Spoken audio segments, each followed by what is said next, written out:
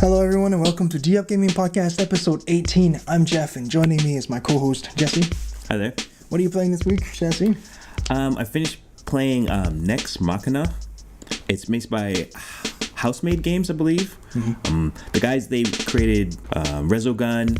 What's that other one with the zombies? It's like a twin stick shooter. Is that the free one that they gave away? Yeah. With the PS3? Oh. Dead Nation? Yeah. Yes. Yeah. I think so. Yeah. It's like a twin stick shooter. Yeah. Next Machina. Yeah. Remind me, this is the one they said they're not going to make another one, right? Yeah. This was like their last one. Yeah. They made. Yeah. It's pretty fun. It's the idea. The maps are go really quickly, kind of, because you're kind of surrounded by enemies. The idea is to pick up as many humans, like there's usually about 4 or 5. Once you get that, and once you get a certain score, then it just kind of teleports you to the next map really quickly. So is this still a twin stick shooter? Yeah, it's still a twin stick shooter, but the camera changes constantly. That's what's kind of weird about, like, there's times when the camera will change and it's a twin stick shooter, but it's like this level, the same level as your character. There's other times when it'll be kind of more above, and then at the side, then the maps were weird, and like certain unlockables, you shoot a certain enemy and then it unlocks this other pathway to go through. There's hidden areas and stuff, so it has a lot of replay value in that sense. It sounds like it's like branching paths. I know I haven't played Nier Automata yet, but the way you described it, because I played the demo of Nier. Okay. Did you play that? Yes. Yeah. Okay. Just camera. Yeah. You're playing 10 different games in that one demo? Yeah. Yeah, a lot like the original. Kind of feel like that? No, I wouldn't say it really changes how the game is played. It's just the way it looks, in a sense, And from the perspective. So it's kind of a curveball then. Yeah, but it just had like the whole branching paths part. It's really cool, and like multiple enemies and power-ups. Like you get this one is like a sword, so you can constantly use that to hit close enemies, and you shoot bullets back, because it's still kind of bullet hell as well. Mm-hmm. So yeah, you gotta really move around and dodge a lot. Let's get started. A few weeks ago, rumors came out that Call of Duty Black Ops 4 will not include a traditional single-player experience. Yes. On May 17th, they revealed Black Ops 4, mass blowout of trailers and news, and they've confirmed that there is no single-player campaign. What do you think about that? It's kind of inevitable, I think. Like, all the major multiplayer games right now don't really seem to have any type of single player. Like the Fortnites, the PUBGs, the Overwatches. Yeah. You know, the CSGOs, like, name it, whatever is on top, kind of really doesn't have a single player. So, yeah. Guess we saw that coming. We did mention that a few weeks ago also. It's just, we don't know a whole lot of people that truly buy that game for only the single player experience anymore. Right. Even Dan Budding, studio co-head at Treyarch, told Polygon, when we set out to make this game, we never started with the idea that we would make a traditional campaign. That was just not part of our plan. We started from a place that we were going to make a game that across the board can be playable with friends. That's been our mission from day one. Now he goes on to say that Treyarch is constantly assessing the game, looking at how the players interact with their titles, including going to forums, looking at streamers and YouTubers. Yeah. In 2015-2016, they said about 90% of their players were playing multiplayer. So he calls the decision to just focus on multiplayer a very easy decision. Yeah, you can see they probably have like data on who actually is playing single player and multiplayer, and made the decision, right? I mean, it's an easy call. Yeah. Easy call. I would think so. If 90% of your players are only playing multiplayer. Yes. And they're just dabbling with single player, which you spend so much on paying the actors, paying for mocap. Yeah. Creating this whole, like, paying people to design these things and levels and all that. And if people aren't playing it and they're playing something else in your title, why do that? Why bother? Now, in place of that, the multiplayer will serve as the center of the game's narrative. On their website, it reads, players will uncover a deeper connection to the role of each specialist and their unique playstyles. So these are specialists that will be in the multiplayer campaign. They will each have unique weapons and equipment. Has that been part of the gameplay before in Black Ops, the ones you've played? From what I remember, there were specialists in Black Ops 3. Like, they had different abilities. Yeah. They kind of reminded me of Destiny. I think that's where they took some of that from. Because he had, like, this one with a bow and arrow ability that was kind of like the hunter with his bow and arrow. And, like, different things like that. So I think adding this again and expanding it, because I believe at the time, again, it was only, like, maybe 3 characters that were different, but this is now, you have 10. Yeah. Expanding on that and probably putting a background story into it in the gives it longevity, I think. In the multiplayer review trailer, we already saw some of them, right? I believe we saw one guy with a batting ram who can jump up and do a ground pound. Yeah, ground. We have a guy that can plant a shield, which folds outwards. Yes, like a bunker. It's a lot like Destiny. Yeah, or someone with a lot of tricky weapons, I would say, like weird landmines and grenades and stuff like that. They did mention that they want to have a focus on tactical gameplay this time around. Okay. This game will be a grounded experience, unlike the past ones where you're jumping on walls, wall running, and stuff like that. Right. And there's also a manual health regenerating system. So you no longer will auto regen. Right. If you want to regen, there is a cooldown timer on the regeneration. All this. Ooh. Yeah. That's a new tactic. Yeah. All this speaks to me like Rainbow Six Siege. Oh, okay. I haven't played Rainbow Six Siege, so I couldn't tell you. Played through a bit of a beta. Well, they're not just going for Rainbow Six Siege, right? Right. Clearly, if you're talking about classes and skills, you're looking at games like I'm thinking more Overwatch. esports and things like that, where you see a more tactical, let's plan this out, let's set up our team a certain way. I'm glad you went there, because I was going to ask you that. Yeah. This sounds to me like they're going for esports.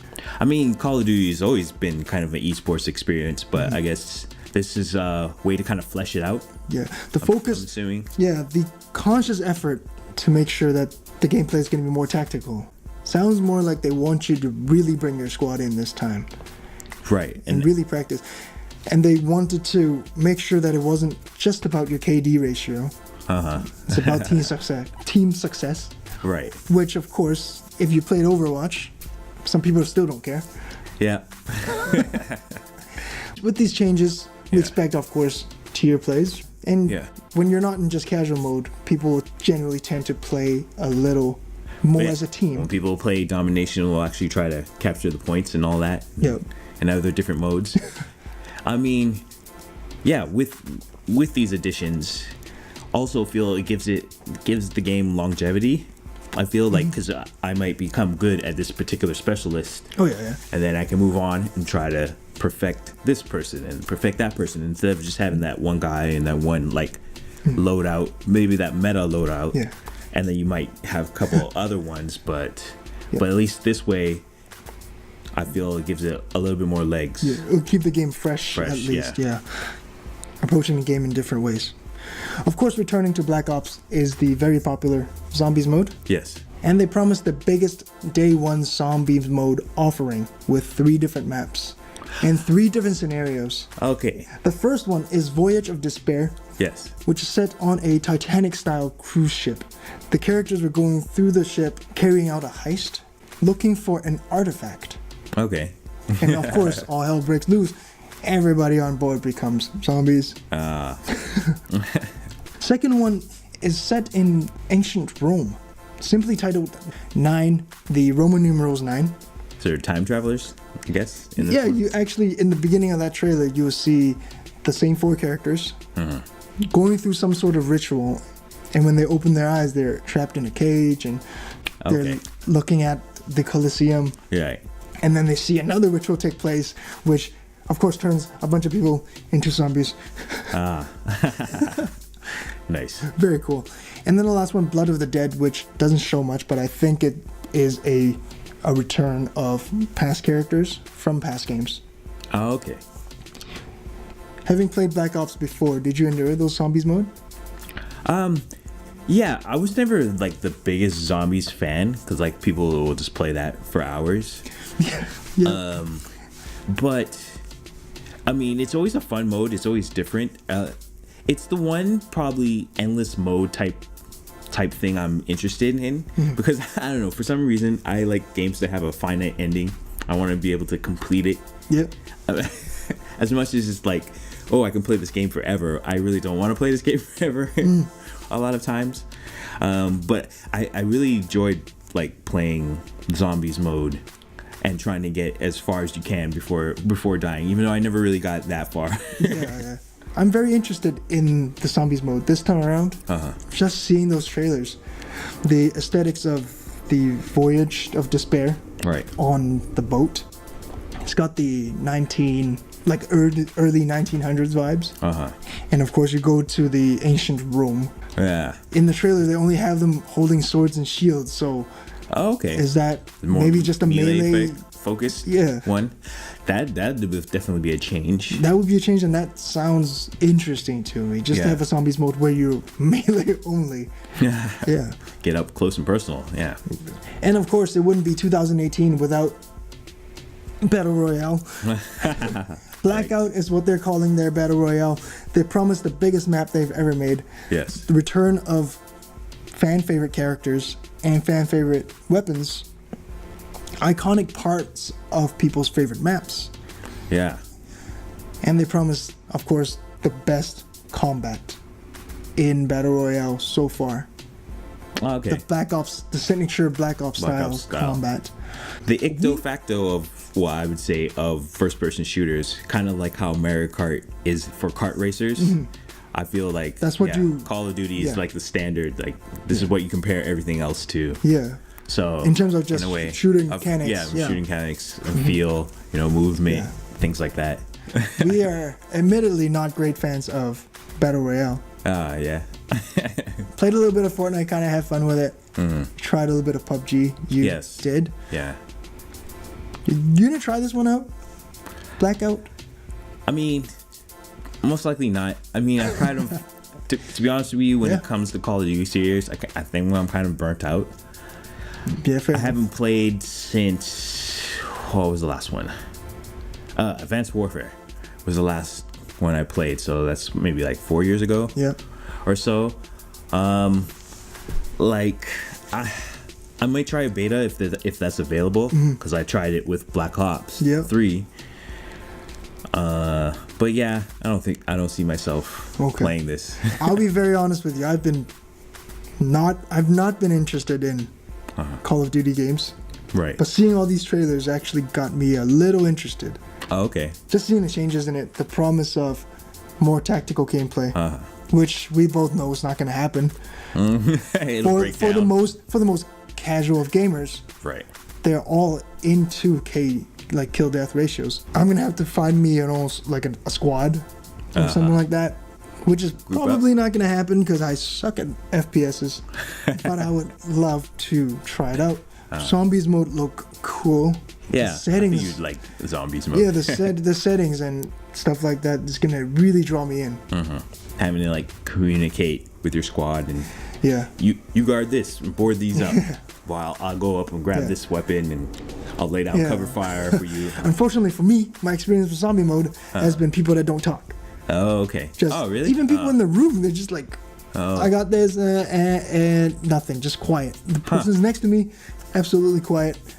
Well, I guess my past experience, people won't start shutting up and talking. I always try and tell you, do this, go there.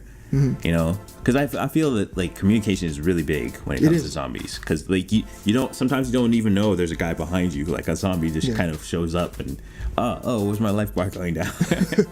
Or I'm down, I need help, revive me. I guess I just got a group of friends that just don't talk. Too quiet. Oh, fair enough. Yeah. So let's looking forward to it then. Looking forward to it. It might be one of those games like. You know how on Boxing Day or not? Black Friday, Boxing Day. They have the like drop price in certain games. Yeah. Like sometimes. This one comes out October 12th, by the way. October 12th. Yeah, so I might not get it day month one. In maybe, yeah. And then once the bugs are once the bugs are worked out, because that's always a thing. Especially I can imagine with this whole Battle Royale, since they've never done it before. There might be like tons of bugs. Server issues. Yeah, server issues and all that. Absolutely. Yeah. unbalanced gameplay, people cheesing one way or another. Yeah. And once they pass that out a bit, maybe. Yeah. Good luck to you, Treyarch. Apparently, 2 brand new Pokemon domain names have been registered. The names are Pokemon Let's Go Pikachu and Pokemon Let's Go Eevee. The domain names were spotted by French Pokemon fan site PokeCalos. And of course, just like any decent human being, they tweeted it with screenshots.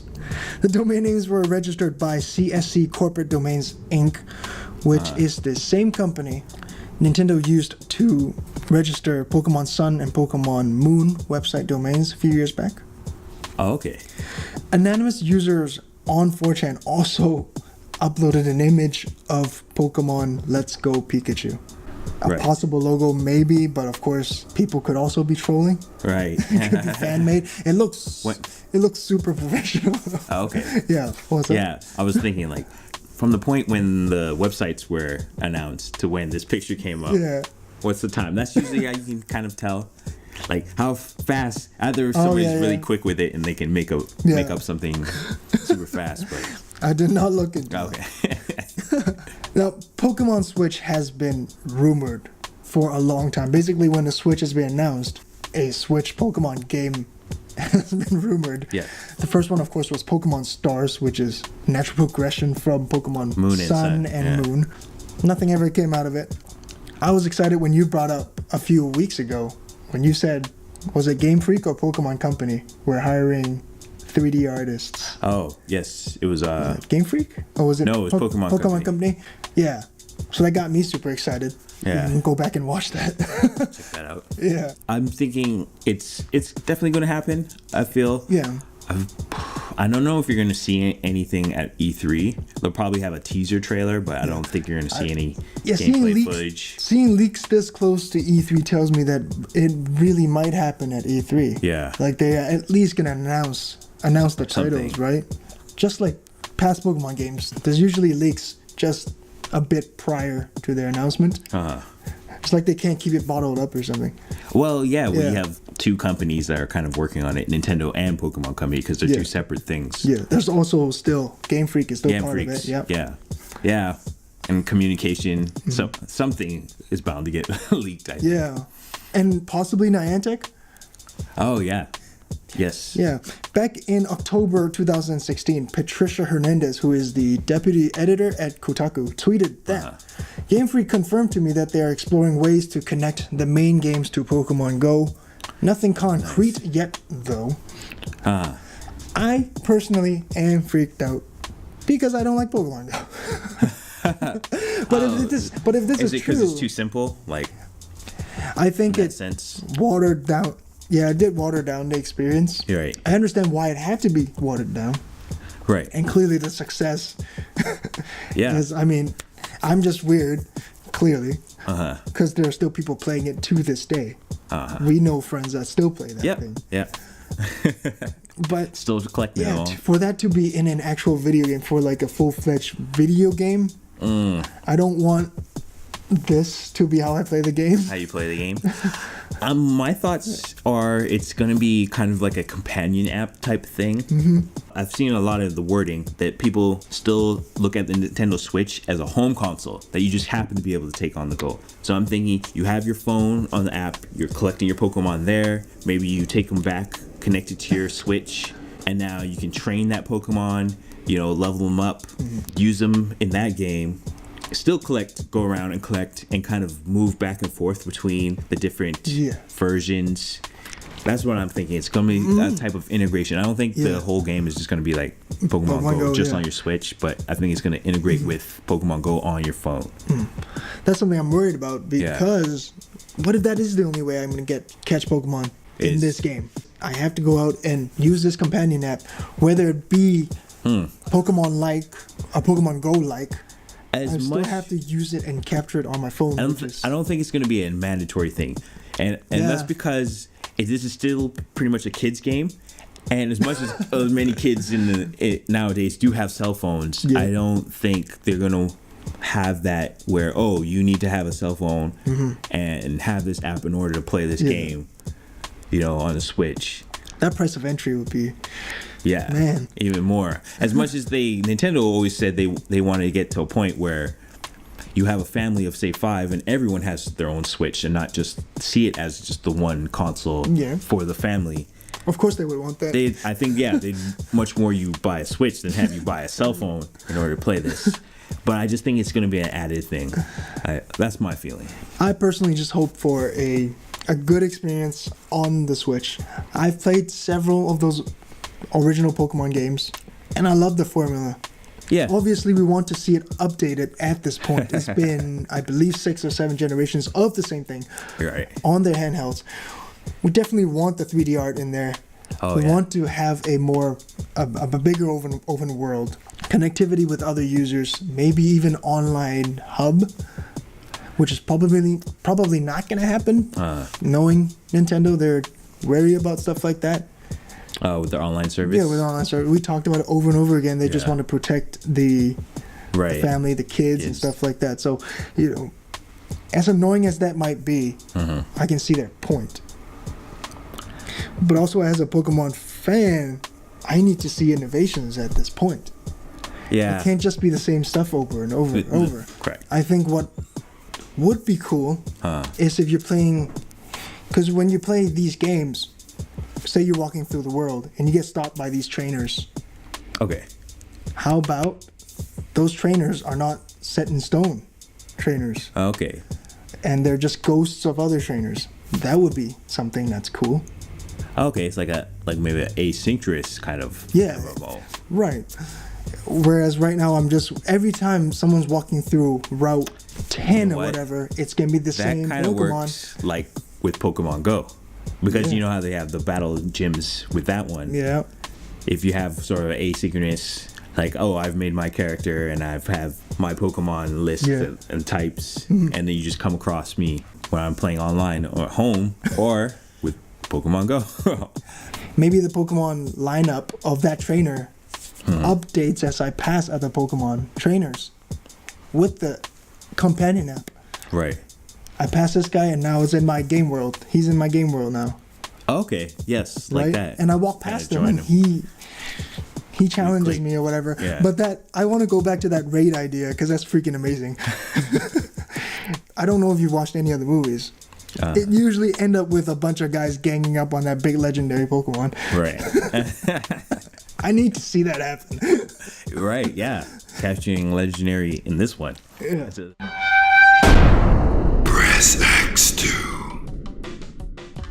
Microsoft is creating a new controller for people with disabilities. It's the new adaptive controller. Yeah. You can customize it. You can add in, say, a controller that uses only the person's foot. You can add a controller that uses a joystick that you can only use with one hand. It's considered a platform that you added in different pieces and parts. Press X to commend Microsoft for doing this. Yeah. I was actually gonna take my time and do a video on my own about this. Oh, okay. Just because I think this is a great gesture from them. Even though the platform I think is $100, $100 US. I think everyone should be able to play games. This is a hobby that is near and dear to my heart, and it helped me get through a lot. I think everyone should experience it, and them helping people out and letting these people with disabilities play games the way they need to, because they don't always get to hold the two controllers. If you're missing an arm or missing a leg, or this allows you to use whatever controllers you like, and that's perfect. I think I can probably use one of those just for certain games. Imagine Flight Simulator. Now imagine you play GTA 5 and you're flying that plane and you have you make your own controllers now, so it's not just for people with disabilities, right? But if you're like a modder or something, right, you can adapt it and you can use it to do whatever you need to. Because again, like you said, it's a platform, right? With a lot of ability to add in new parts. Yeah, so I'm excited about that. The main thing is, great job, Microsoft, for doing this for people out there. Okay. Allowing more people to game. Here's something that might make you sad a little bit.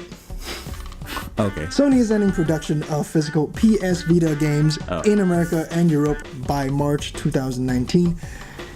It has been confirmed that production of physical games in Japan will still continue. Right. Press X2? Press X2, read the writing on the wall. I mean, it was kind of inevitable. I don't think I've seen that many physical games actually come out in the stores. Anymore, yeah. Yeah, anymore. So much as everything is downloadable.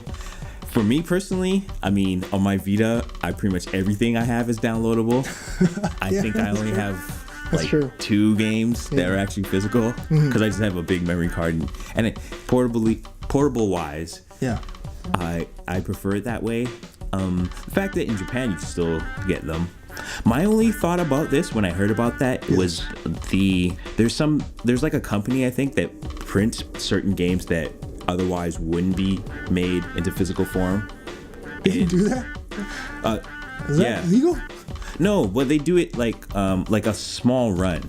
I think they've done it for I couldn't tell you right now the list of games that have done it, but like it's like the game comes out in normal like a certain date. Yep. Digitally, and then this company will come and make a run later on, like maybe a couple months down the road, in a physical form for people who just want the game in physical form. And this is like, did they get the rights to do that? Yeah, no, they get the rights from the company. But, I see. But it was like that company that made the game, that was putting out digital, they had no plans to make it physical. Yeah. But this company will come to them and say, oh, there's people out here who want this. We're going to make such and such amount. Yeah. You know. So there are people out there who are looking to collect these games. I don't know. Are they going to have to get it done through the Japan route now? Or or is that company now out of luck? You know, are they gone? Like, I'm not. Or they're gonna. God, I can't remember the name. Rake of it. in. Yeah,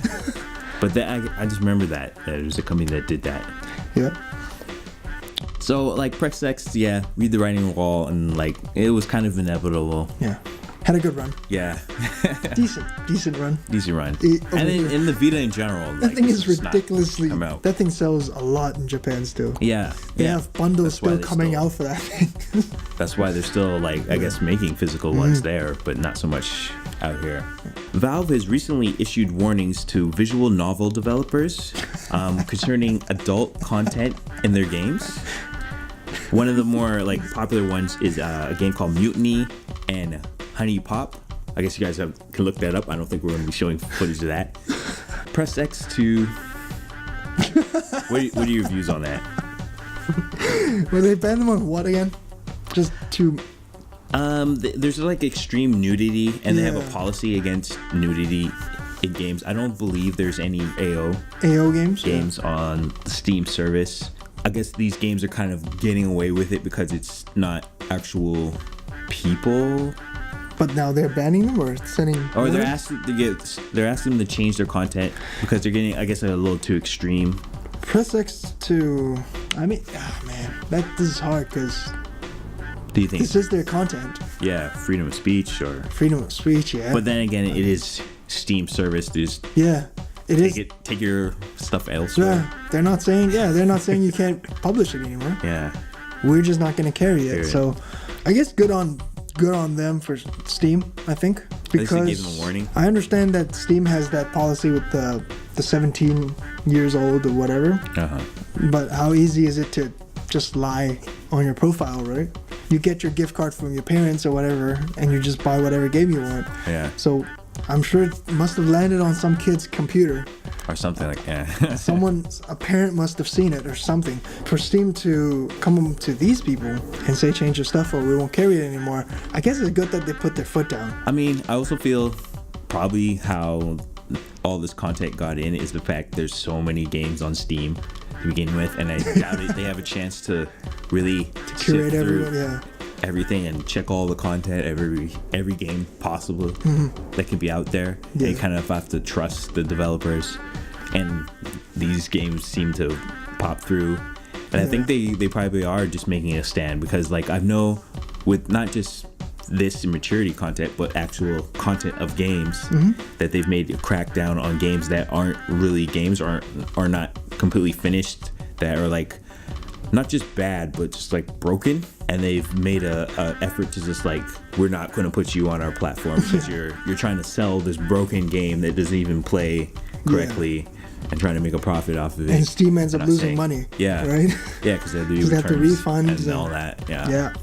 So I think this might be another leg of that for quality assurance. If they place these rules before you even put your thing on the service and then you're trying to get away with it, I think they're fair for what they're doing. Then you must have signed something. Yeah.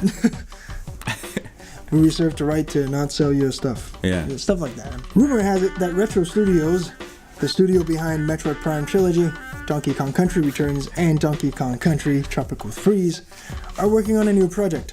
According to one Reddit user, Retro's working on a new Star Fox project titled Star Fox Grand Prix.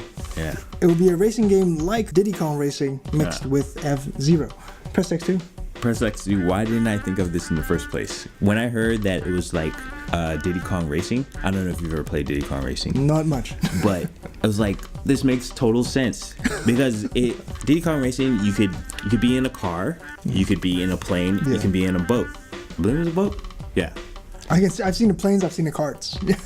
Yeah, the idea, and you kind of like transform and you can go through these levels a bunch of different ways. I was like, that would work perfect for Star Fox because you have the R-Wing, you have the R-Tank, and like you can kind of morph in between, like because your vehicle actually does kind of change and transform. Yeah. And then to make that kind of a racing game, instead of being like an all-rail shooter like the ones in the past have been, you know, Star Fox has been known for changing genres. I mean, Star Fox Adventure, Star Fox Command. I'm kind of excited. Retro Games is known for making some good stuff. Yeah. The same user also said that there might be an adventure mode, kind of like Diddy Kong Racing. Did you play that? Do you have any kind of idea how that really is? It's been a while. Yeah. But what I remember, it'll be like, say you're running this race, and there's like certain items that you have to, let me go this way to pick those up to then collect to unlock this other part in the level. And the hub was just like there are characters you have to talk to, right? Yeah. And you talk to, it's like, oh, collect these from me, or do these many bursts in this level, or you know, do a barrel roll. That's what's definitely gonna happen. Yeah, do like 3 barrel rolls or something like that. Maybe. Yeah, you had like certain criteria you had to meet in this race, while also coming first or second or whatever. So you think this fits perfectly? Huh? I do feel I feel it's gonna fit really well. Power Rangers Legacy Wars is getting an addition this week with Street Fighter characters. They're adding Ryu, Chun-Li, Guile, and Akuma. Press X to Press X to not care. Not care. It's not the crossover you're looking for. Well, I don't give a crap about Power Rangers. Oh. Not the tiniest bit. Oh. I don't like mobile games. Yeah. So that's not you caring. liked Power Rangers. Not caring squared. No, I like Super Sentai, which is the original stuff. That's not all Super Disney. Yeah.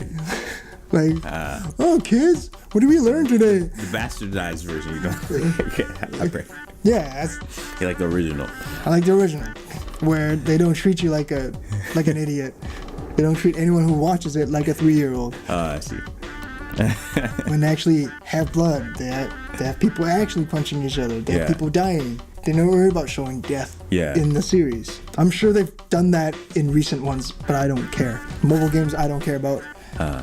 What I think is cool is they found and got Street Fighter to buy in. If you're a mobile app trying to gain some traction.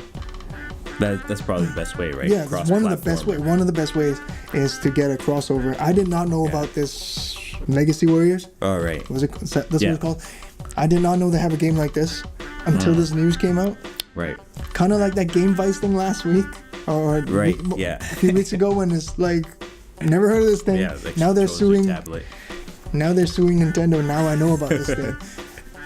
That's one way to get yourself in the headlines is to cross over with something as popular as Street Fighter. But press X to not give a crap.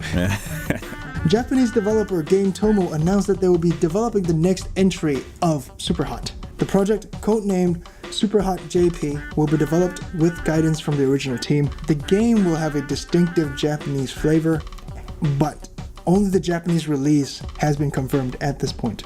Press X2. I might check it out because as much as I can tell from Superhot, it's not like you really need to read anything or there's text. Yeah. So gameplay wise, I believe it's just going to be pretty much universal. And they get that whole Japanese flavor on it. I'm like, there's more swords? Is that it? Possible locations in the game include samurai castles, Shuriken? Oh, yeah. hot springs, Tokyo alleyways, karaoke bars, bullet trains, and they will also add weapons such as a bow and arrow. Okay. The game will have about 15 to 18 regular levels and 3 to 4 endless levels.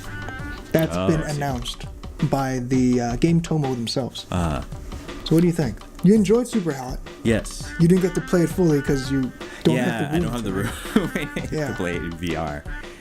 But you did enjoy while it lasted. Oh, yeah. Oh, yeah. It was a lot of fun. Yes, I want to get back to that. I can't wait till I can get some more space and get back to it. Because it's a fun, like I said, I think it's like a puzzle game more so than anything. And it's like figuring out, okay, this is how... it's like you being an action star. It's like, I see a room of guys. This is how I'm going to take them all down. I'm going to, shoot this guy, grab his gun, take out that guy, pick up this ninja star, shoot that one. It's like Sherlock in the punch movie. This guy. Yeah, basically. And then, all right, execute. Oh, no, I got stabbed this one time. All right, rewind time. Let's do it again. All right, Well, you got to take rewind this guy. time in there? Well, no. As in you die, and then you just kind of start over. That's what you mean. But I'm just saying in my head. Yeah. And then take this guy out, take that guy. Yeah. So I get a chance to play more of it, or additional levels. I also press want X to get more. Thank you for sticking with us. This has been episode 18 of D Up Gaming Podcast. If you like us, please give us a thumbs up and drop a comment below. Also share it with your friends. Don't forget to subscribe to us and click the bell next to it to stay up to date with our content. We are in audio format on iTunes and Anchor. The link is in the description below. Visit us at dupgaming.wordpress.com. And don't forget to follow us on Twitter at D_up_gaming. This has been episode 18 once again. I'm Jeff. I'm Jesse, and we are D Up.